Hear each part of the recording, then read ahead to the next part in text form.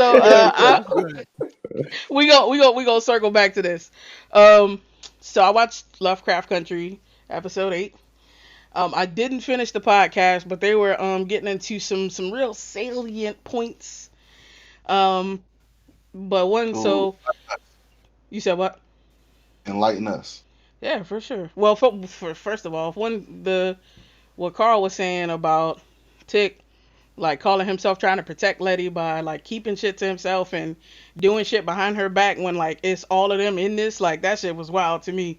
Like he just took the key and went up. He was like, "Here you go, boom." And it's like, dog, what the you just gave her the we like without really bargaining or anything, just gave her the key to this like multiverse machine. You have no idea what she's gonna do. She has no reason to be like, to anything. She has no obligation to you whatsoever. Like not too long ago, she was trying to murder y'all motherfuckers, and I'm just Still is. like, bruh, what kind of shit is that? Still is. R- I Frankly, think his whole logic was, well, shit don't work, so tough for her. And I'm like, that's what some makes you think dumbass shit logic. don't work? Yeah, exactly.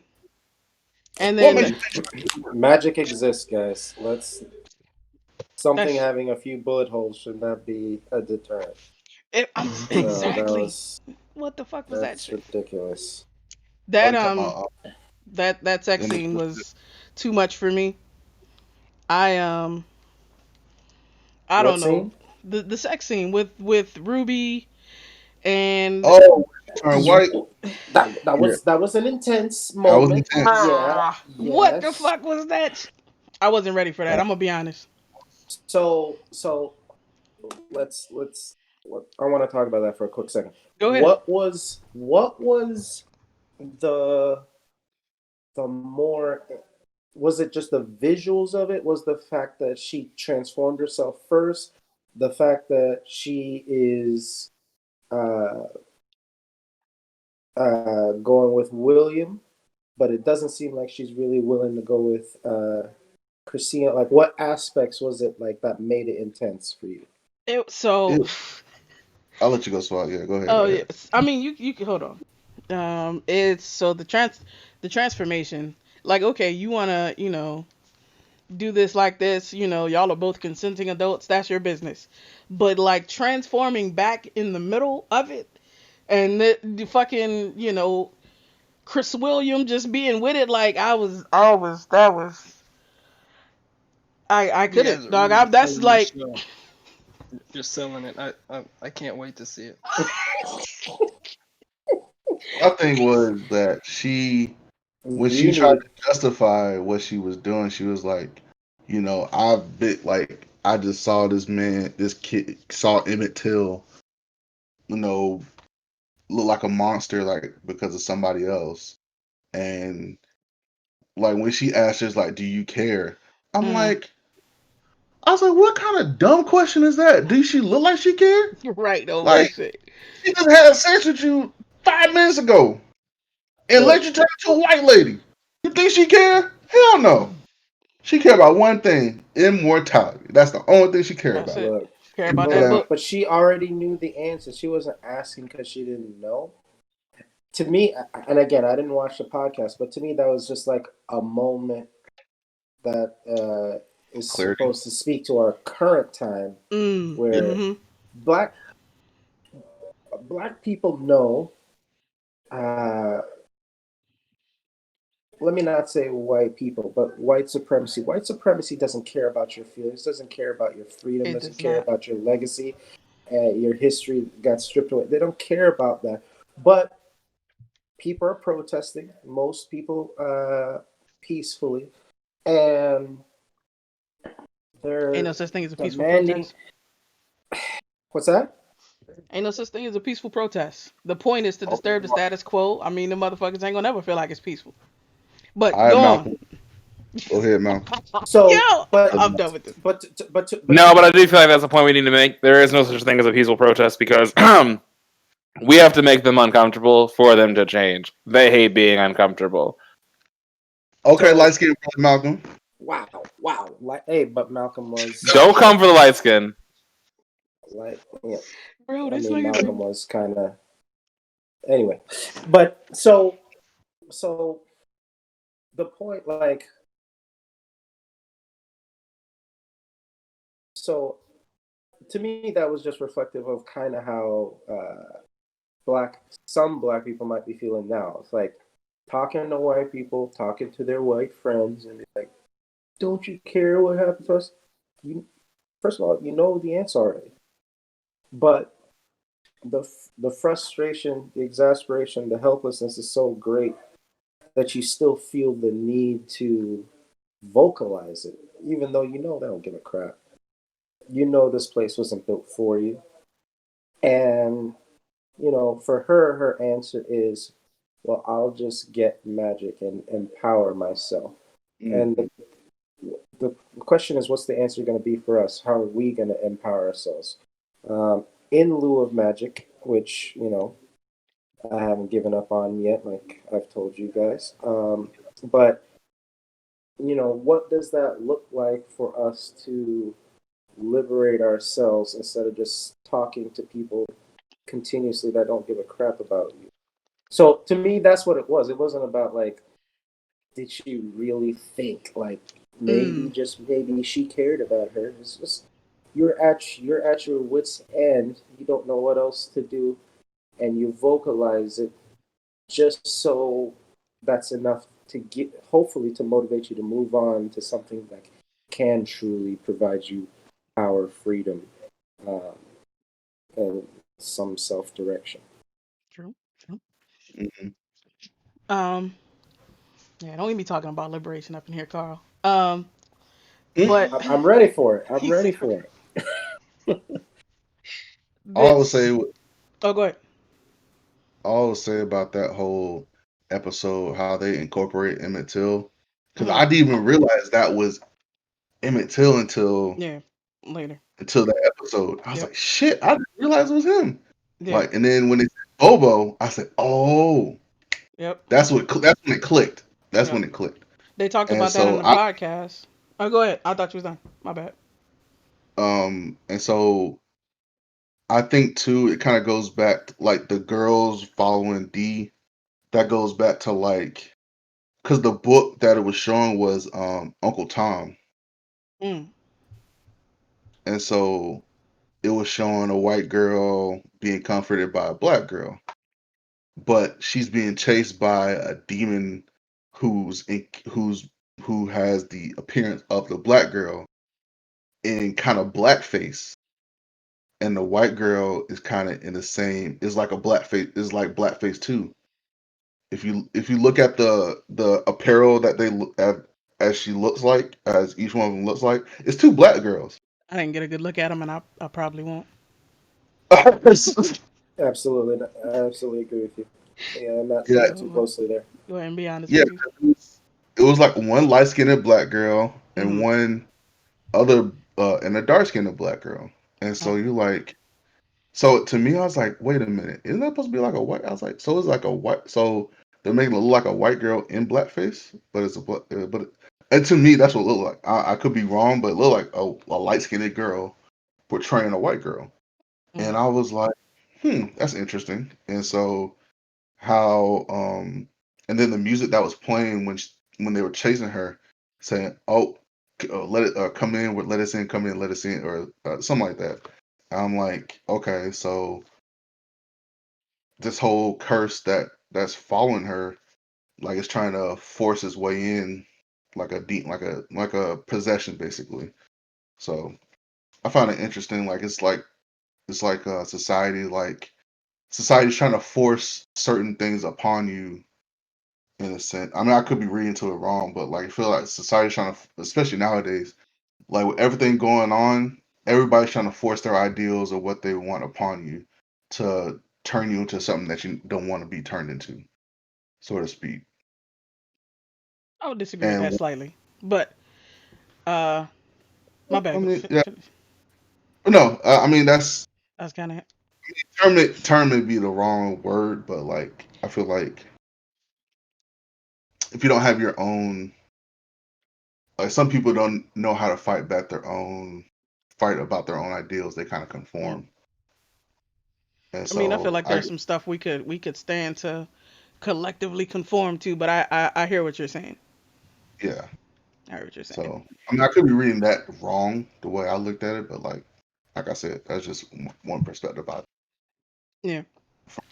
my Um, point of something that they talked about in the podcast was how um and something that I was super uncomfortable with the whole episode was how like all the adults just kind of ignored Dee the whole time.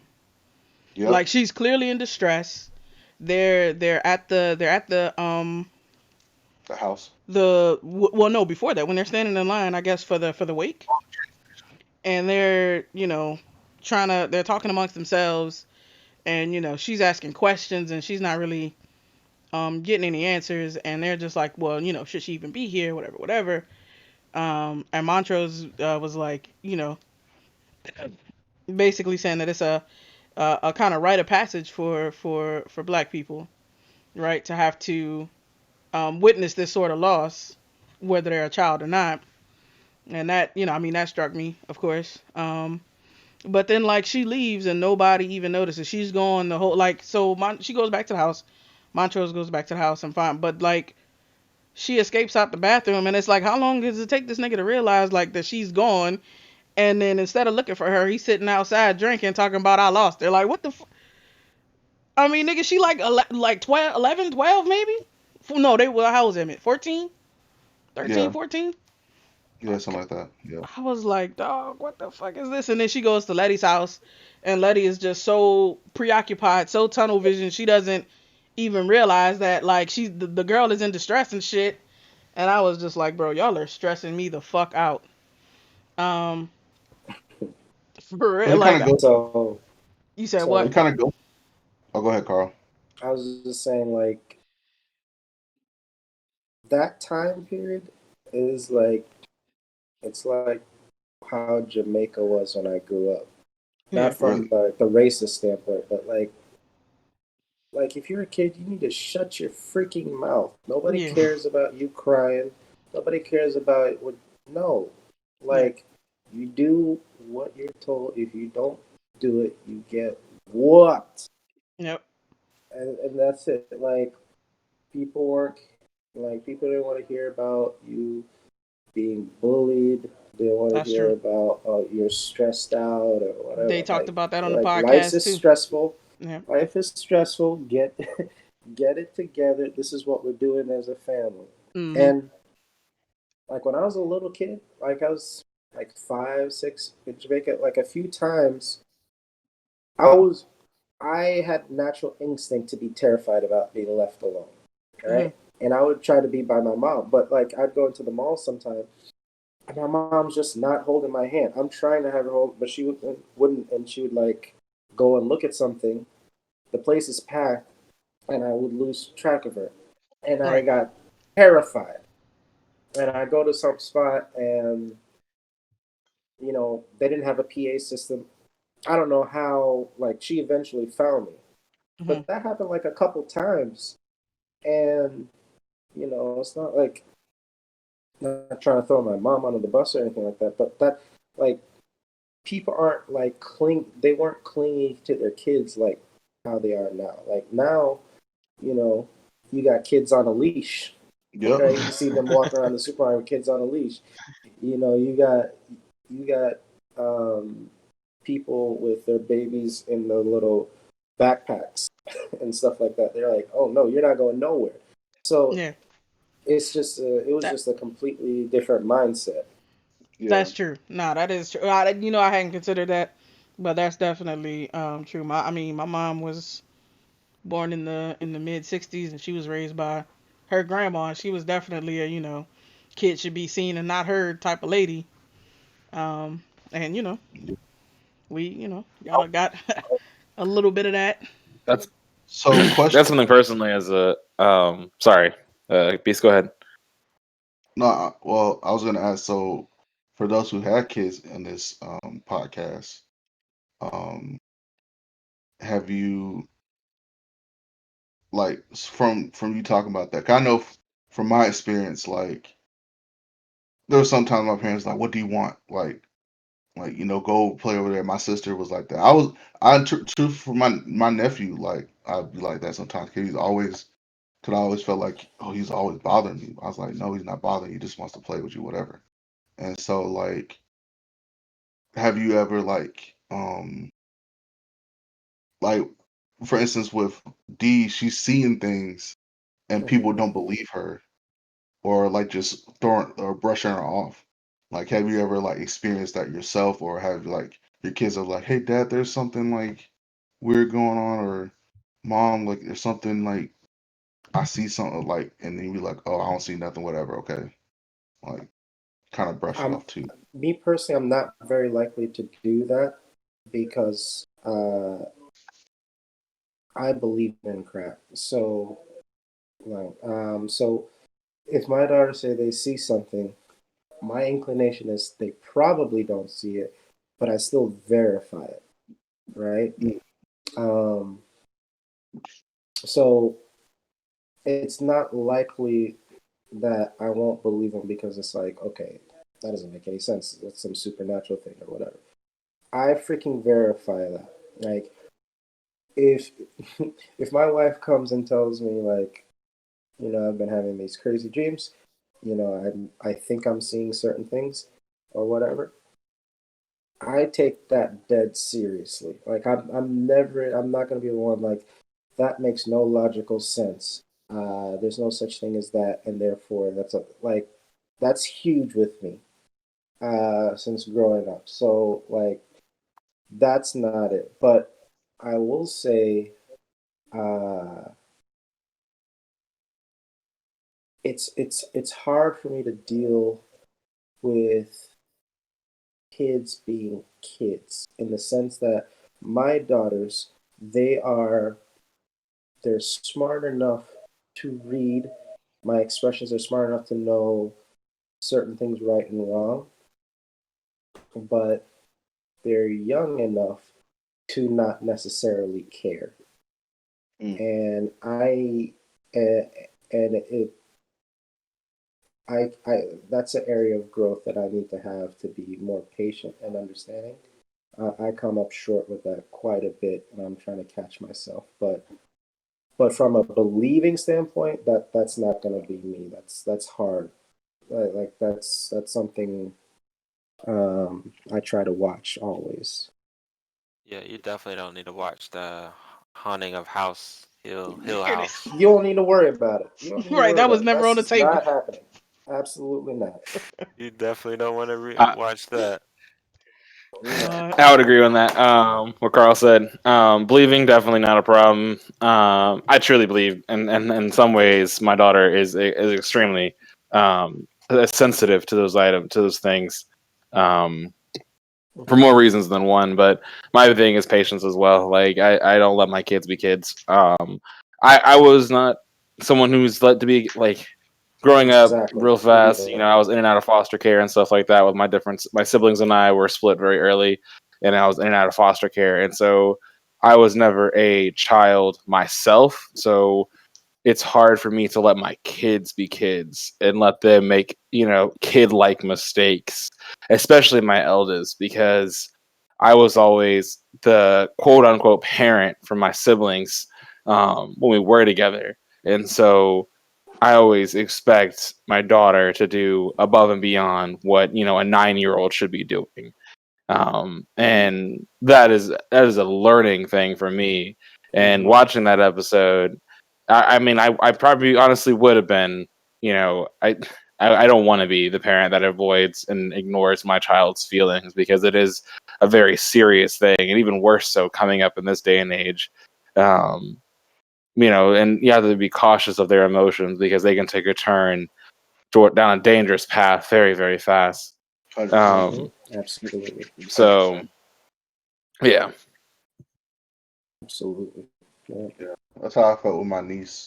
We were talking about Trump and the election, and she was talking with her dad, and her dad is he's a good guy, but he has that mindset of like I know more, so you should listen to what I have to say and don't speak. And I was telling him, like, because he's in her life, but they don't really talk as much. And so I was telling him, you know, you have to, I know she's your daughter, but sometimes you have to, like, sit back and listen to her too so you can learn about her a little bit.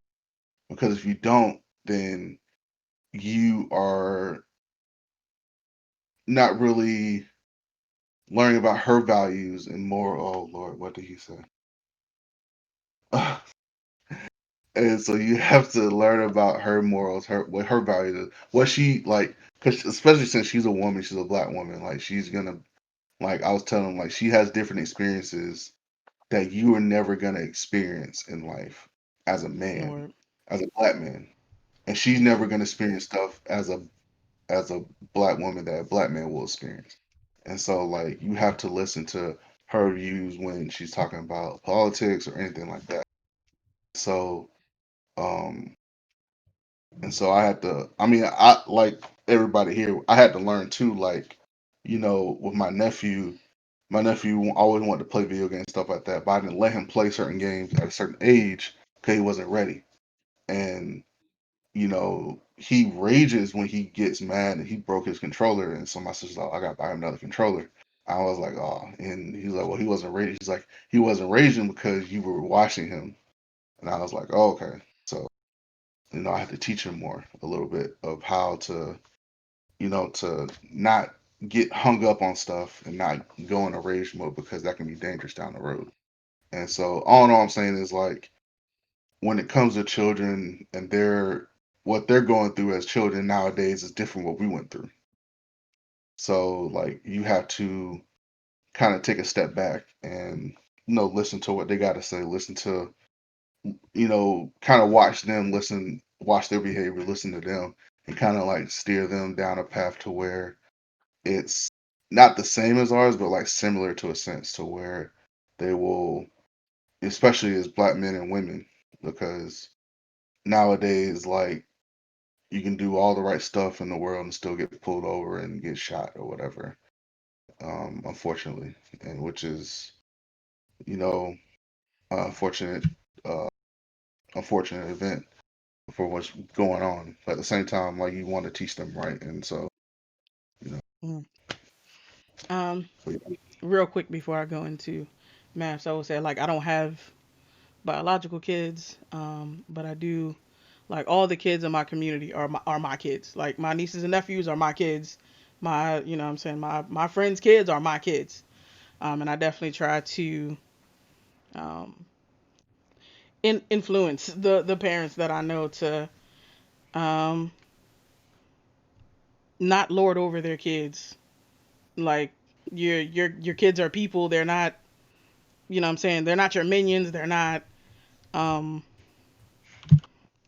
none of that. Like they're people and they're gonna learn how to interact with people and how to behave with people and how to treat people from you.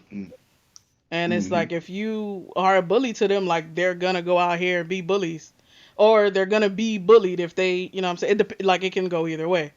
Um, but yeah, and so it's definitely, and that's definitely the way that I try to approach it. Like my youngest nephew is, I mean, talking now. He's like 5. mm, But so it's everybody, everybody that can talk. I try to talk to them like a person, listen to what they have to say. I will say I feel y'all on the patience tip. Like I love, love, love little babies, but once they start talking my head off, I'll be like, bro, go talk to your aunt. Like I send them to my wife, and cause she's so much better. I'll be like, dog, okay, we didn't talked about this for like 50 minutes. This same thing. Like why are we? I I don't know. yeah. It's I feel you on that one. I feel you on that one. Like it's my nephew does the same junk, and I'd be like, he's like, dog, I love you, but I can't do this anymore. I was it, letting him play card. He was like, can I use the mic? I was like, sure. And he's just on my. He's like, oh, get money, yeah, yeah. Oh, yeah. I was like, what is he talking about? I'm like he's influenced by the YouTube videos he watches. So like, I'm like, well, shit. Like I was like, well. Man. At what age But do we get out of that? Like, cause you know, like when you're young, you just talk about dumb shit. That's just part of being young. And then like you go to school and you talk about dumb shit, but there's like there's a point in time where you stop talking about dumb shit, or you There's no don't. point. There's no point. There's no point. There's some You people know, who still talk about dumb there's shit. there's no age group. I think it's about personal experience. There's Yeah. no point in which you stop talking about dumb stuff. That's something that life does to you. Like, That's case in point, the president, right? yeah, I was about to say, like, if you don't have enough hey, experiences, you will not develop. Like that's the reason that going back to Kev's list, which we completely abandoned to talk about kids, um, secession. That's the reason you don't understand these people because they're socialized completely different from you, um, and they never will understand your world. You'll never understand their world because the rules of your society you learn through experience. They'll never experience those. So it's like that's why they seem so uncivilized to you, and that's the reason that people can call someone uncivilized in the first place is True. because it's about what society you grow up in. So I can look at somebody and say, "Oh, that person's a savage," because they don't follow my social norms, and they can say the same thing about me because I don't follow their social norms. yep. So if you're to say, when do we stop talking about dumb stuff? When the world forces you to have more serious opinions, and only then do you stop talking about dumb Yeah, stuff. cause I remember there was definitely that cutoff. I think it was like fourth grade for me where um you really started paying more attention to like girls and how you perceived and like you couldn't come to school talking about Power Rangers and no girls would talk to you if you talking about Power Rangers or some shit Right. like that. Yeah, right. And for me, Um, it was eighth grade before I realized that was bad. So like another extra 4 years. I'm still figuring it out. yeah. Look, Like look, I was still playing with toys in eighth grade. Like AJ, I talked so, about all that stuff until I graduated. So like, yeah, don't be. no, like I was like, and I to be honest, I'd play with toys now if I just hadn't like lost the habit. It's a habit, right? Like I'd still be like to me that's not that like some things go away, some things don't. I think it's really about what life forces out of you, right? And what it Yeah. That's why I what love it having teaches you. kids. It gives me that What excuse they again. yeah, Absolutely. right. That's why Like I I, have I my love own playing with personal action figures that I play with my kids. So like, right, you right, know, my right, daughter right. has hers, my son has That's his, and I actually have really my cool. own it's that cool. I keep. You know, I have like a That's little what my Gundam dad figure did. that I use. Yep. Every toy my dad wanted as a kid that he couldn't afford, the moment I was old enough to even look at it, he was like, "Yeah, I'm buying him." Like my dad likes trains. Shout out to Yep. Kristen. Oh, Kristen likes trains. So uh, my dad would buy a train set for me every year. I just broke the train tracks. That's all I ever did. But he would buy me a train set every year because he likes trains. nah, So he I'm would not buy buying him. my kids train sets. I'm buying myself a train set. You can look at I'm mine from sorry. over there. Yeah, But exactly. Exactly. It's but gonna be. that's his excuse. He would buy a Hot Wheels Yeah. track, little Hot Wheels tracks with Oh the yeah, cars Oh, stuck on I used I to the collect magnet those. love punch those track. trains. I used to collect those. I liked it because he liked it, but that was his passion, right? Those were his things. But he bought them because he's like, now I get to play with these things again, right? But Hmm.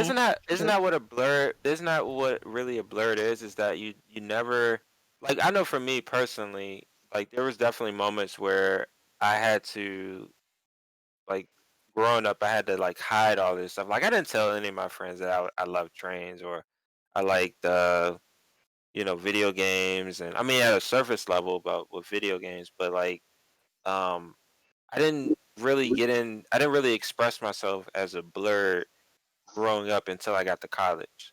Like that Hmm. was where I, met, JK, I met AJ and Carl, and that's when everything really just started. Like I was like, oh shit, like yeah, you could just be like Oh all I had yeah, to be myself. Yeah. yeah. So there's definitely like I think that's what being a blurred is just like we as black men, we're expected to be a certain way. Growing up here in DC, I was expected to be a certain way. We had our own social norms here. I mean, I feel like as kids, we grew up super fast here. I mean, we were talking about like sex and stuff in like seventh, sixth grade, like I think crazy that's shit. normal for Like, kids. I'm gonna be honest. That's not too far. Yeah, That's I like talk. Yeah, that's like right that at was the edge about of puberty for. I was on South Florida. I'm talking about sex in fourth grade, dude. Like we had that. and things was happening, so they had to do like a little emergency Jesus. sex ed things at the school because people were Yeah. trying stuff. That's Golly. crazy. Fourth That's grade, that's Hey, far off. like Oh my gosh, like that's That's how far terrible. off people were happened. exploring. People yeah. were No. like that was not that was so far away from me. Like I knew people that were doing stuff. I'm like, what are you even doing? I didn't know the terms, but Right. people were getting it in elementary school in South Florida, man. Like, so That, yeah, Man. you like I'm gee, thinking about it now. Like, okay, my It creeps me daughter, out. my oldest is in the first grade. Like, legit, I'll probably have to have the talk by next year. Just assuming things are ratcheting up from when I was in school in South Florida. Like, that's crazy to me. That is, Like, That is but crazy. but that's like a legit thing. We're probably gonna have to have that talk not too long from now. But yeah, yeah. Yeah, that's nice, man. We that's outrageous. so You got girls, Carl. That's not your job. You let Secret handle it. No, I'm just joking. just joking. What? yo, I'm just whose joking. man's is this? But So we gonna go back to Married at First Sight.